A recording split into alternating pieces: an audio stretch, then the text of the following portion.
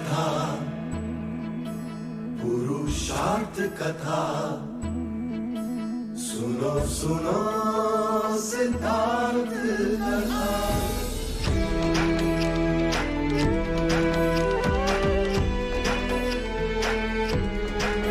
संसार में दुख का कारण क्या, संताप शोक का निवारण क्या।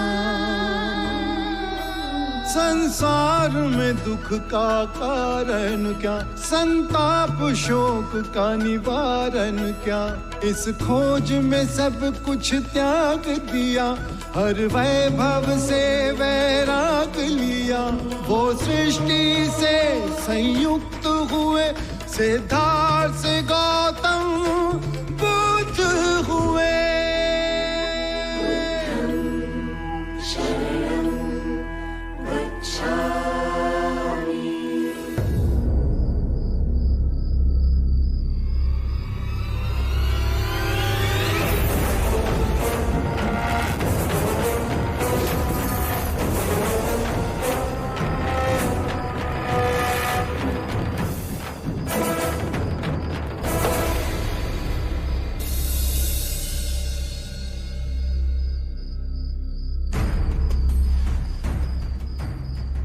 लो, आज मैं अपना क्षत्रिय धर्म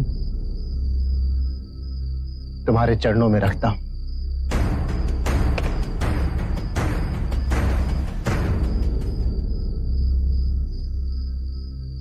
तुमने मुझे सही पहचान लिया था और मैं अहंकार के मद में चूर न कभी स्वयं को समझ सका और न ही तुम्हारी बातों को। सदा सर्वदा अपने आप को उच्च का और तुम्हें निम्न का समझता रहा। किंतु आज मुझे समझ आ गया कि मेरी बातें कितनी निरर्थक, कितनी खोखली थी। देखो सिद्धार्थ, देखो बुद्ध, ये देवदत्त आज फिर से तुमसे पराजित हो गए। जब तुम यहाँ सच्चे मन से आए हो तो जय पराजय का भाव तुम्हारे मन में कैसे उत्पन्न हुआ?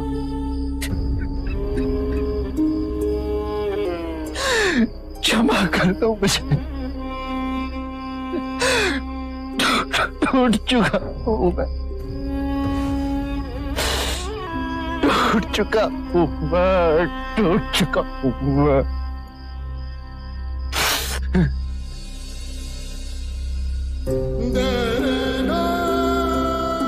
यही बात महत्वपूर्ण है देवदत्त, और इस पीड़ा से मुक्ति की चाह तुम्हारे अंतर में परम शांति का द्वार खोलेगी। तो क्या मेरे जैसे माया में फंसे व्यक्ति का पवित्र होना संभव है? पवित्र और अपवित्र तो स्वयं तुम पर निर्भर है देवदत्त। आज तक ना तो कोई किसी को पवित्र कर पाया है और ना ही कर सकेगा। हे बुद्ध, क्या मेरे पुराने सभी कृत्य भूलकर आप मुझे अपने संग में स्थान देंगे? भले या बुरे, मुझे तुम्हारे कोई कृत्य स्मरण नहीं देवदत्त, और तुम भी उन्हें भूल जाओ। जिस दिन तुम्हारे अंतर में बदलने का भाव आया, उसी दिन से तुम्हारी नई यात्रा शुरू हो गई थी। कल प्रातः आनंद तुम्हें दीक्षा देंगे।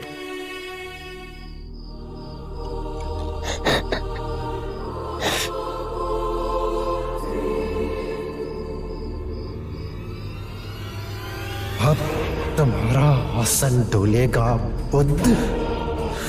मेरा सब कुछ छीना है तुमने, पर अब तुम्हारा नेक नाम छीनूंगा मैं।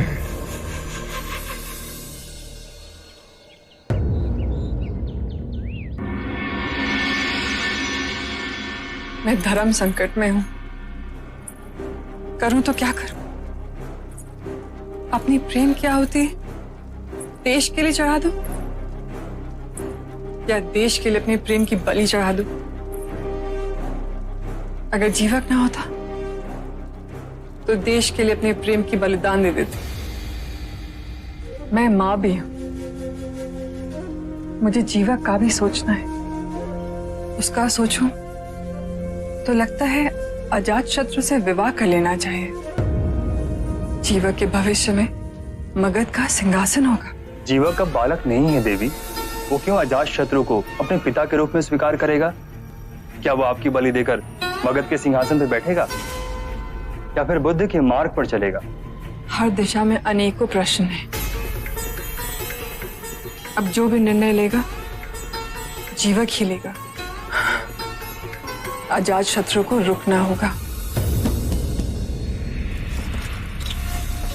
ओम भगवते भिक्षाम देहि। आप आइए।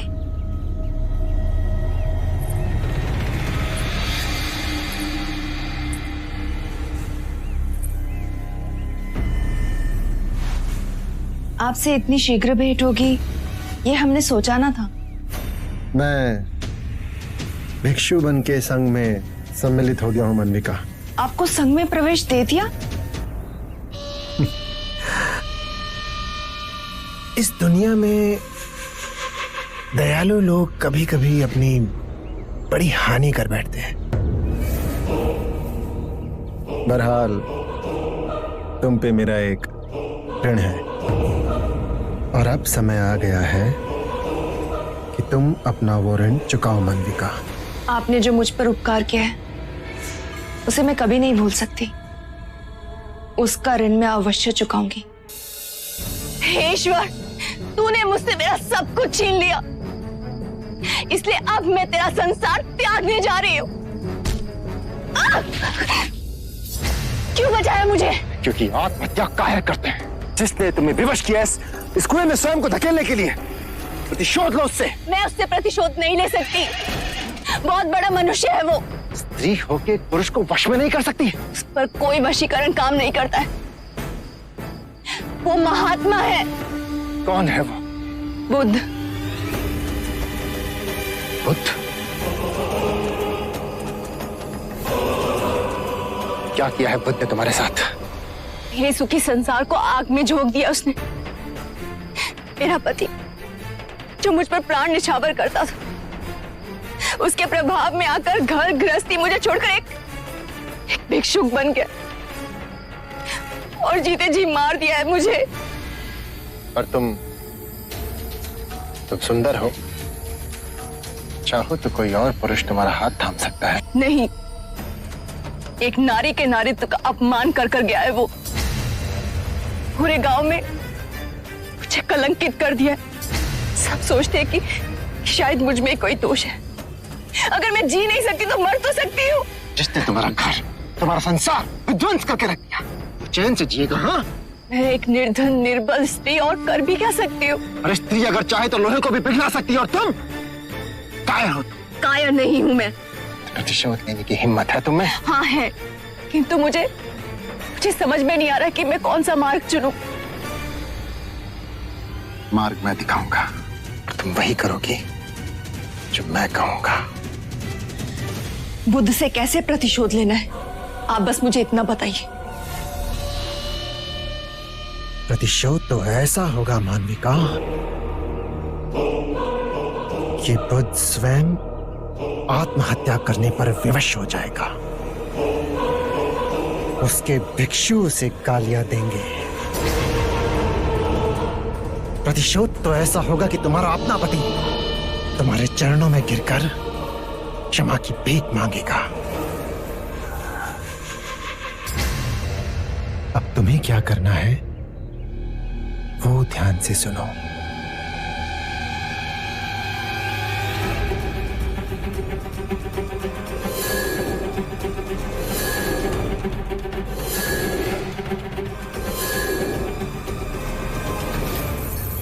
त्रिया चरित्र के आगे तो बड़े बड़ों ने घुटने टेक दिए।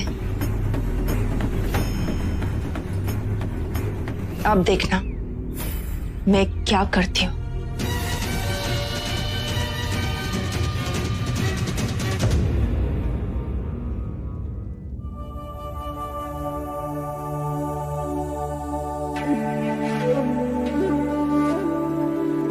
अपने हाथ से खिलाऊंगी तो खाओगे ना?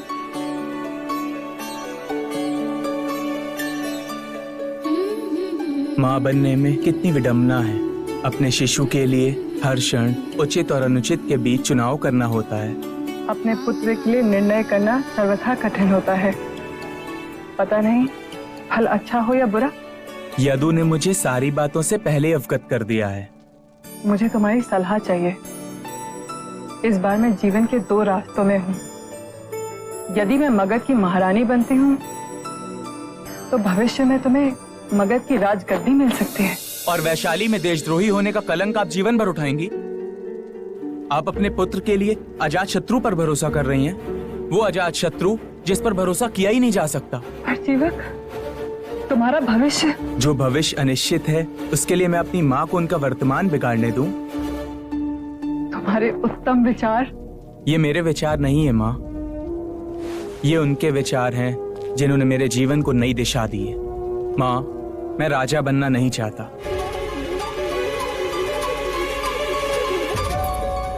जीवक, सुख के भंडार खोलेंगे परंतु दुखों से मुक्ति नहीं मिलेगी माँ।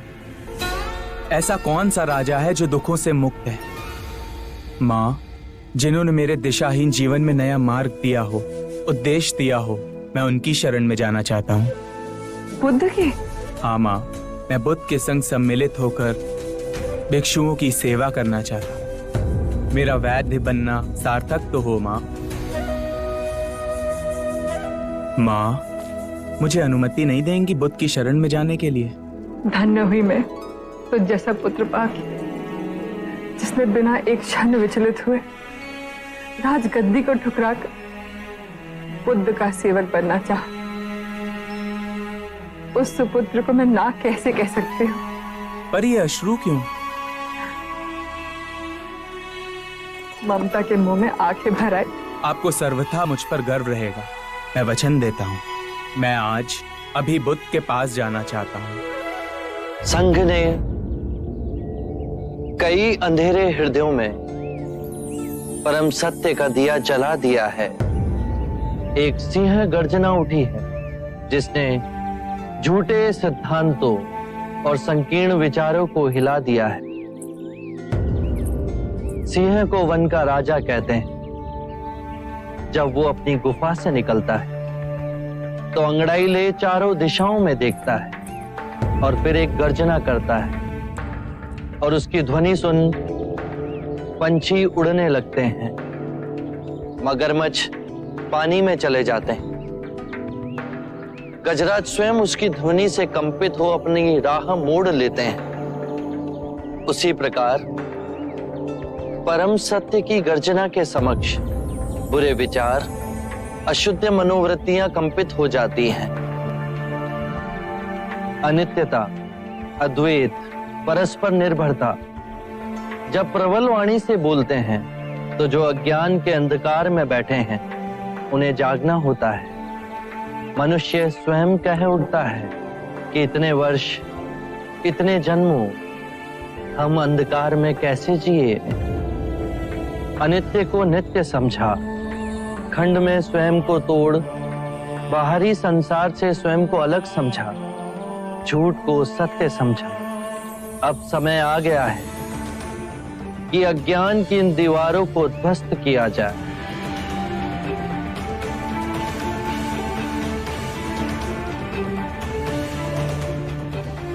बुद्ध, इस सूत्रों को हम सेहा गर्जना कहेंगे।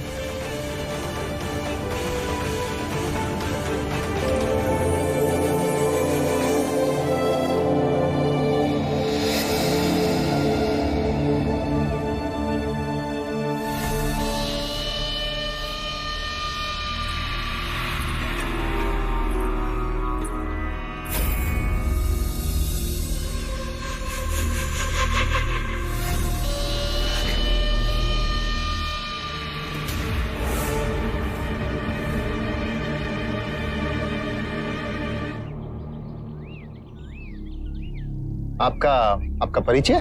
दौमुख। दोमुख। बंधु दोमुख, इस स्त्री के मन में बुद्ध के लिए कोई विशेष आदर है? हाँ, मैंने भी इसे पहले यहां देखा है, बुद्ध के पीछे पीछे जाते हुए। अच्छा, बड़ी विचित्र बात है, नहीं? क्या?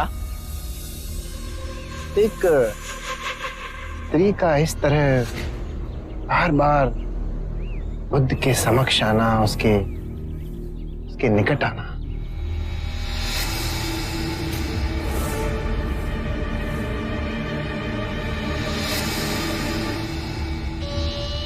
मैं अच्छी तरह से जानता हूं देवदत्त को। हीन भावना से ग्रस्त है वो। आरंभ से ही सिद्धार्थ से हीनता का भाव पालता आया है। जो भी सिद्धार्थ का था उसको चाहिए था।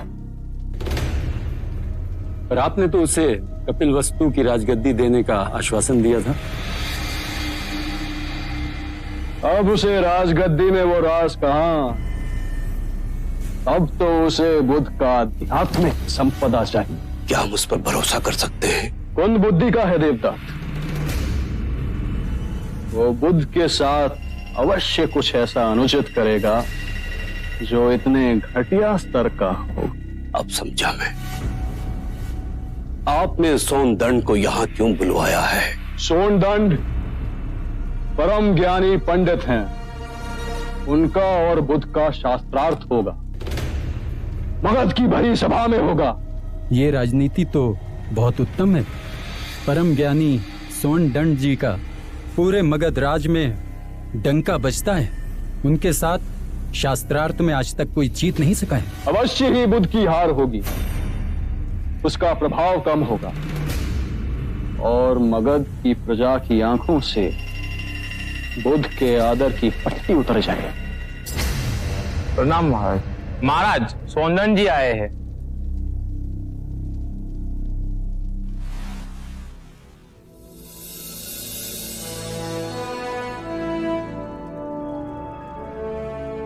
महाराज, मैं घाघर सरोवर से आपके निमंत्रण पर आया हूं। किस कारण विशेष से आपने मुझे स्मरण किया है?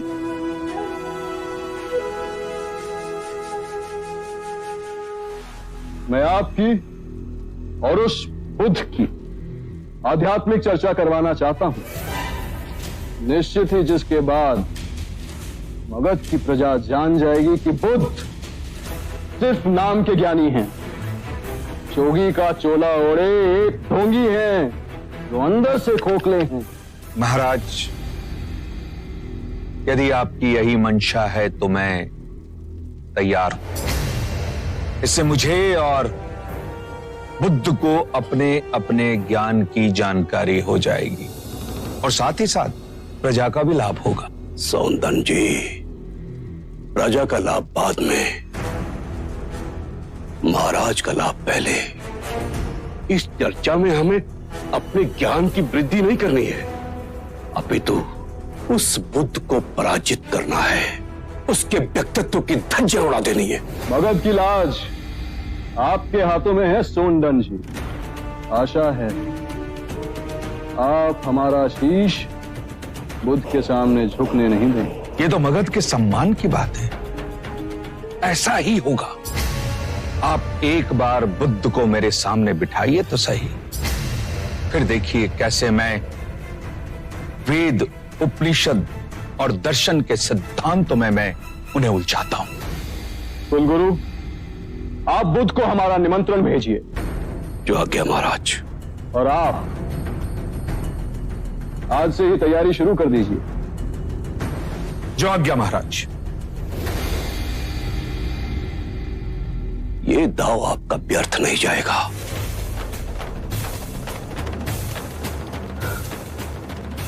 एक बार, बस एक बार सोनदंड बुद्ध को पराजित कर दे, उसके बाद मैं इन सभी भिक्षुओं को मगध की सीमा के बाहर फेंक दूंगा।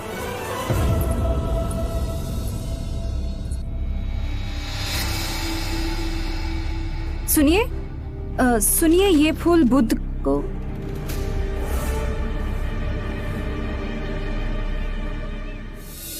बुद्ध, क्या आप अजात शत्रु के निमंत्रण पर मगध जाएंगे? अवश्य। सोनदंड में असामान्य ज्ञान है।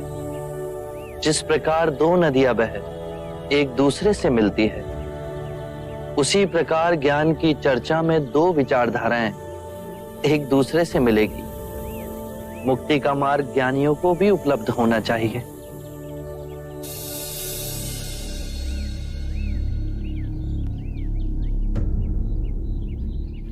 सुधा,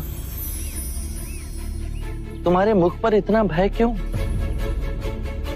मार्ग में कोई कठिनाई हुई है?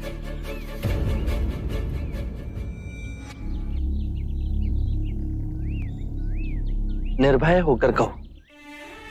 मैं भिक्षाटन लेकर आश्रम की ओर आ ही रही थी कि अचानक एक व्यक्ति मेरे सामने आ खड़ा हुआ।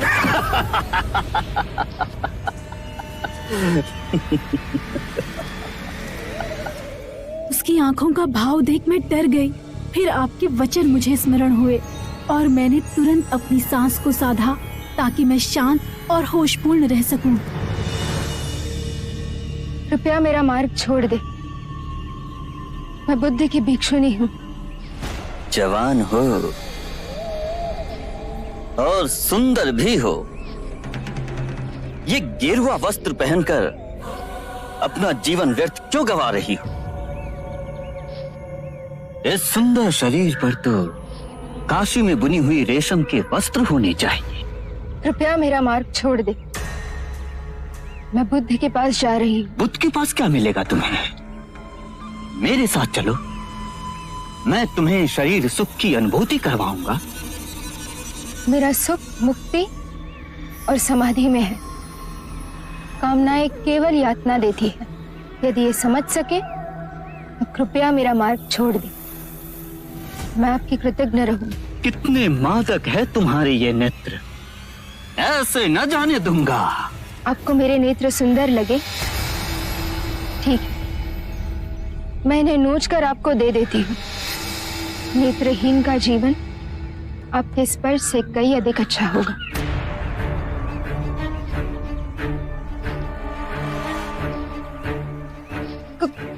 कदाचित आपको यह स्मरण नहीं कि कौशल, मगध, वैशाली और शाक्य देश के राजाओं का यह आदेश है कि जो कोई भी बुद्ध के भिक्षु या भिक्षुनियों को हानि पहुंचाएगा उसे मृत्यु दंड दिया जाएगा। तुम अपने प्राण गंवाना चाहते हो?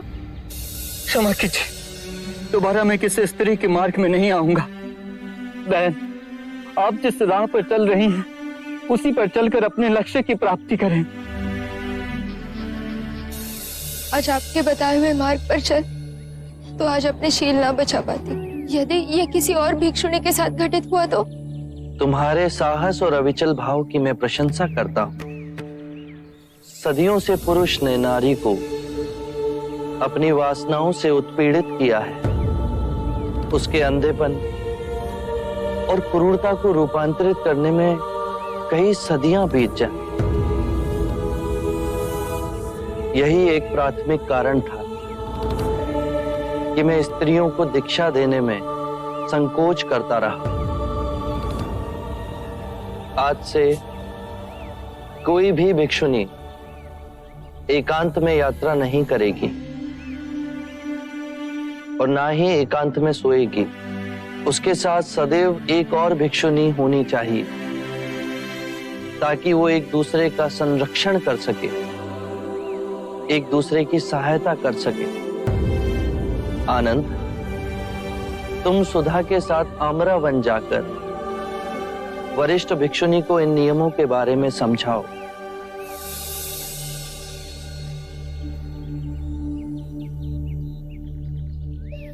सुनिए,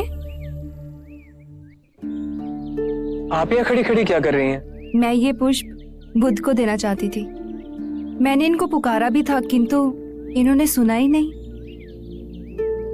आप पिछले कई महीनों से बुद्ध के उपदेश सुनने आती हैं, हर दिन उनके दर्शन करती हैं, तो फिर आप भिक्षुनी क्यों नहीं बन जाती? मैं भिक्षुनियों के कठोर नियमों का पालन ना कर सकूंगी। जैसे आपकी इच्छा। यदि पुष्प आप भेंट करना चाहती हैं तो आप अंदर जा सकती हैं बुद्ध के पास। बुद्ध की कुटिया कहाँ है ये मैं भली भांति जानती हूँ। ठीक है, आप जाइए।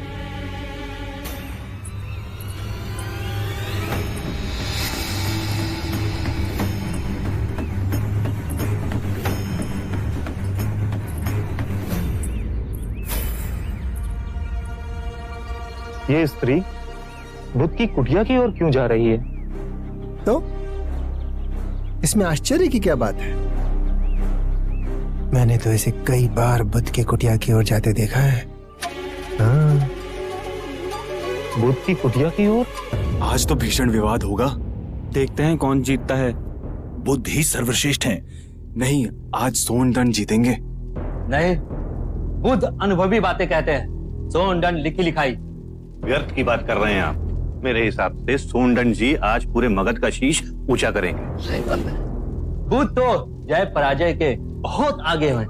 महाराज अजात शत्रु पधार रहे हैं।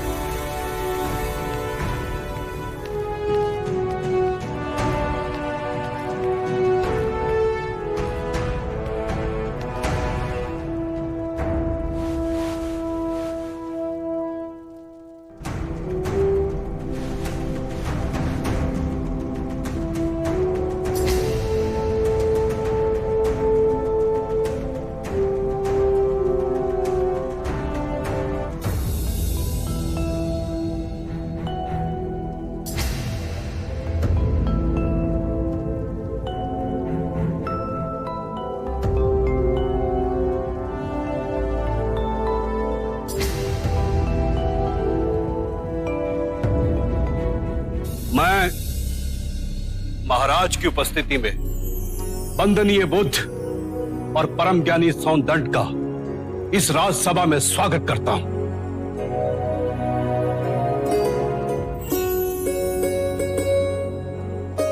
आचार्य सोनदंड की जय! आचार्य सोनदंड की जय! सोनदंड की जय!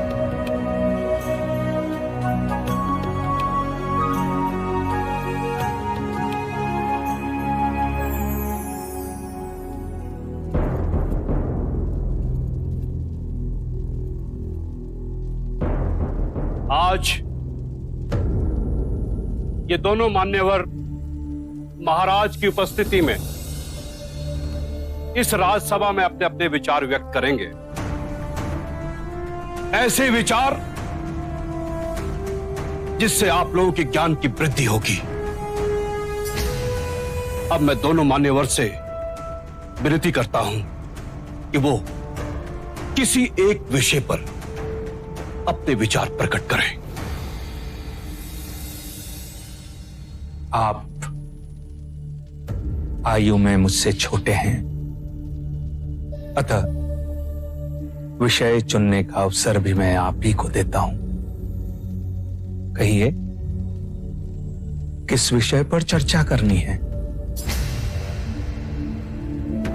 प्रणाम सोनदंड। क्या आप बता सकते हैं कि एक सच्चे ब्राह्मण में कौन कौन से गुण होना अनिवार्य है? यदि आप चाहें तो वेदों के उदाहरण भी दे सकते हैं। वेद पाठ तो सोनदंड का प्रमुख विषय है। वेद की गहन गुत्थियों को सुलझाने में आप महारथी हैं। भिक्षु गौतम, पूर्ण ब्राह्मण बनने के 5 लक्षण हैं। सुंदर रूप, मंत्रोच्चारण एवं अनुष्ठान करने में प्रवीण, 7 पुष्टों से रक्त की शुद्धता, अच्छा ज्ञान, अच्छा कर्म। इन 5 गुणों में से भी सर्वाधिक महत्वपूर्ण गुण कौन कौन से होने चाहिए? और इनमें से किसी भी गुण के अभाव में क्या वो सच्चा ब्राह्मण हो सकता है? अंत के 2 गुण, अच्छा ज्ञान एवं अच्छा कर्म। सुंदर रूप, मंत्रोच्चारण एवं अनुष्ठान करने की प्रतिभा, 7 पीढ़ियों से रक्त की शुद्धता आवश्यक नहीं। क्षमा कीजिएगा, परंतु सोनदत्त जी उचित उत्तर नहीं दे पाए। बुद्ध के प्रश्नों ने इन्हें उलझा दिया है। ये तो ब्राह्मणों का अपमान है।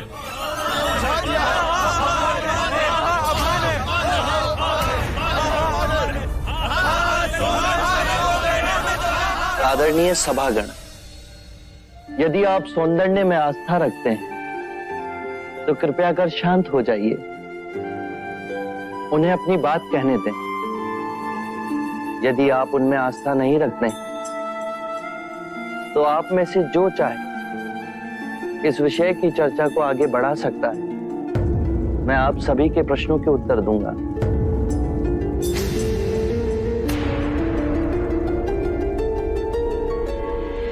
मित्रों, हम सबके बीच में मेरा चचेरा भाई अंगक बैठा हुआ है।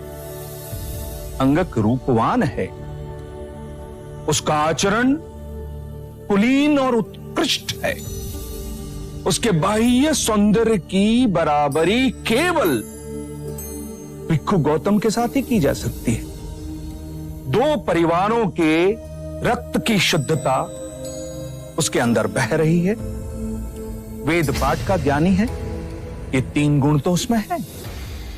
पर यदि विचार के रूप में देखें कि अंगक मदिरापान करता है, हत्याएं करता है, बलात्कार करता है, झूठ बोलता है, चोरी भी करता है, तो उसके बाकी के गुणों का कोई मूल्य ही नहीं रह जाएगा। अतः मित्रों, सदकर्म और ज्ञान ही सर्वोपरि है पूर्ण ब्राह्मण बनने के लिए। इन दोनों गुणों में से भी सर्वोत्तम गुण आप किसे समझते हैं? सदकर्म और ज्ञान 2 नहीं हो सकते।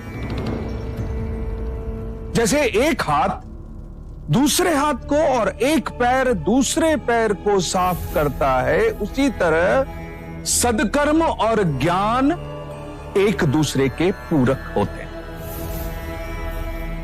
सदकर्म आपके विवेक को प्रकाशमान बनाता है और विवेक से किया कर्म आपको धार्मिक बनाता है, और यही जीवन का गूढ़ मंत्र है। उत्तम, अति उत्तम सोनदन, आप हमारी आशा पे खरे उतरे।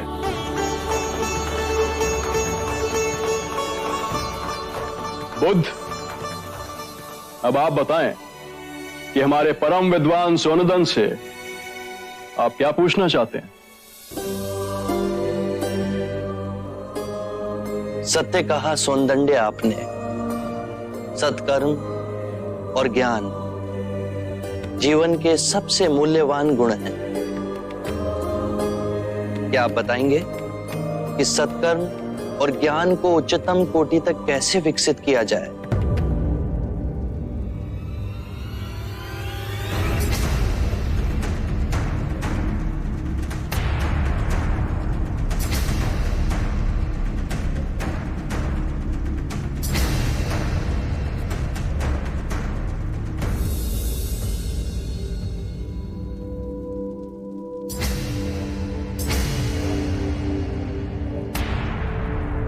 हे करुणा निदान, इस विषय में आप ही हमारा मार्ग निर्देश करें। हम तो केवल सिद्धांत जानते हैं, किंतु आप बुद्ध बन परम सत्य को प्राप्त हुए हैं। हे परम पुरुष, आप ही बताएं, सदकर्म और ज्ञान की उच्चतम कोटि तक कैसे पहुंचा जा सकता है?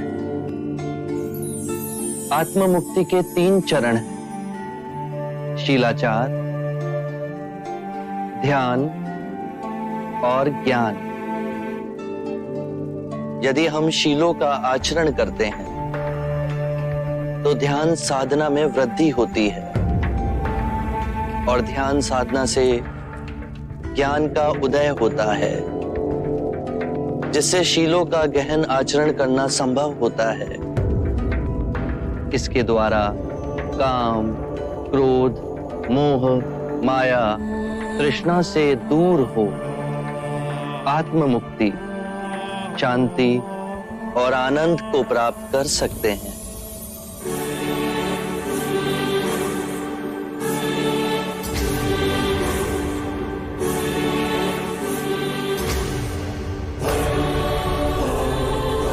हे करुणा निधि, आपने मेरी आंखें खोल दी, मुझे अंधकार से प्रकाश में ले आए। हे परम पुरुष, मुझे आपकी शरण में ले ले, मुझे संग की शरण में ले ले परम पुरुष। शाक्य मुनि बुद्ध की, शाक्य मुनि बुद्ध की, शाक्य मुनि बुद्ध की, शाक्य मुनि बुद्ध की, शाक्य मुनि बुद्ध की, शाक्य मुनि बुद्ध की, शाक्य मुनि बुद्ध की, शाक्य मुनि बुद्ध की, शाक्य मुनि बुद्ध की, शाक्य मुनि बुद्ध की, शाक्य मुनि बुद्ध की।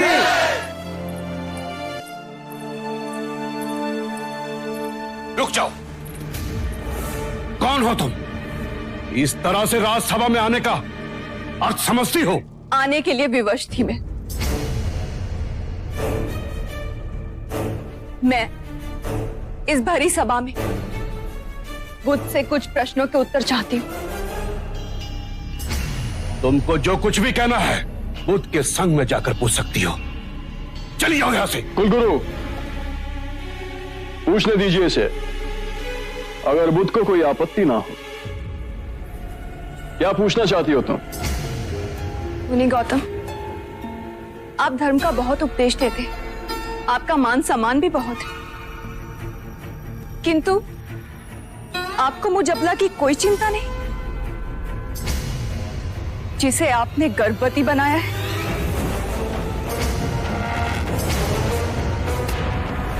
मेरे गर्भ में आपका बच्चा पल रहा है।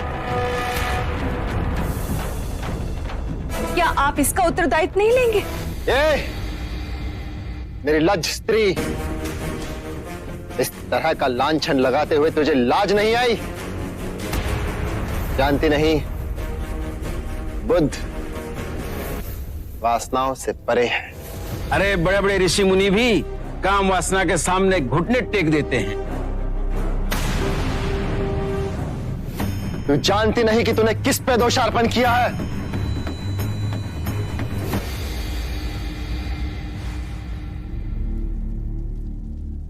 पुत्री, केवल दो ही लोग इस बात की पुष्टि कर सकते हैं कि ये सत्य है या असत्य, और वो हैं तुम और मैं।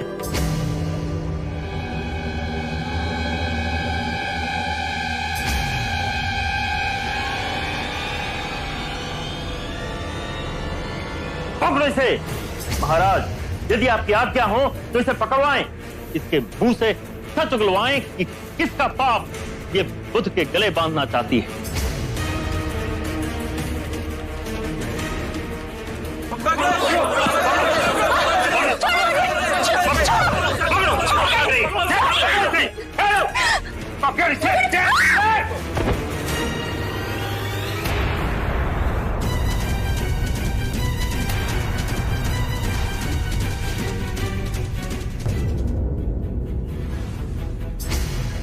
तूने हमारे बुद्ध पे ये झूठा लांछन लगाया।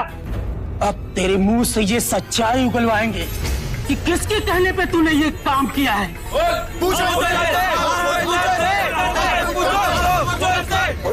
ना होगा तुझे। पकड़ लो इसे। महाराज, कृपया कर इसे जीवन दान दें।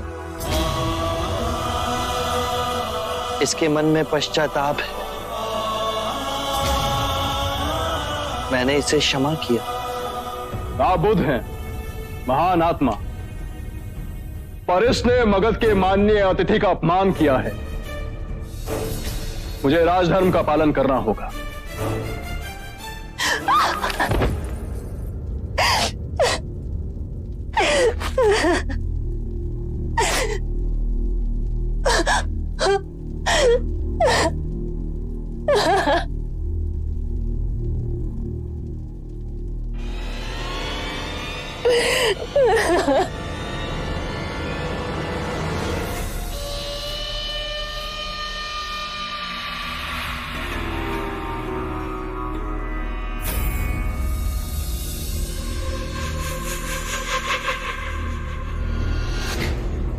मेरा अंदेशा सही था।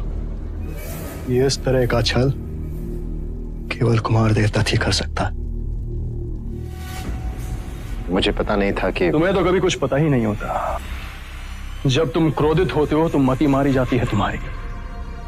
अब देखो,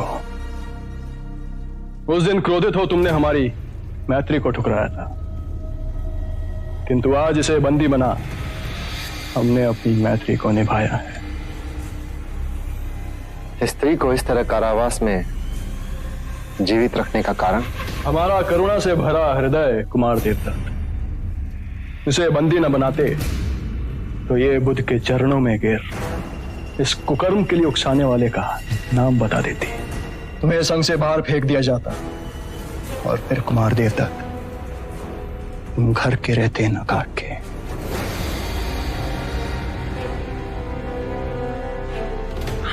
अजात शत्रु, तुम बुद्ध को मारने के बारे में कोई योजना बताने वाले थे। अब करी ना बुद्धिमानों वाली बात। अब आए ना सही मार्ग पर। मित्र, मेरा एक कार्य कर दो। इस स्त्री को मुक्त कर दो। सही समय और सही अवसर देखे बिना अजात शत्रु कभी कुछ नहीं करता। और अब तो अजात शत्रु के हाथ में ये दो धारी तलवार आई है। इसका कैसे और कब उपयोग करना है ये तो आने वाला समय ही बताएगा। आरंभ हो गई निर्वाण प्रथा, सुनो सुनो ये बुद्ध कथा। आत्ममुक्ति के 3 चरण हैं: शीलाचार, ध्यान और ज्ञान। शीलों का आचरण करने से ध्यान साधना बढ़ती है। ध्यान साधना से ज्ञान का उदय होता है, जिससे शीलों का गहन आचरण संभव होता है। इससे हम लोभ, क्रोध और अज्ञान से मुक्त होकर आत्म मुक्ति, शांति और आनंद की प्राप्ति कर सकते हैं।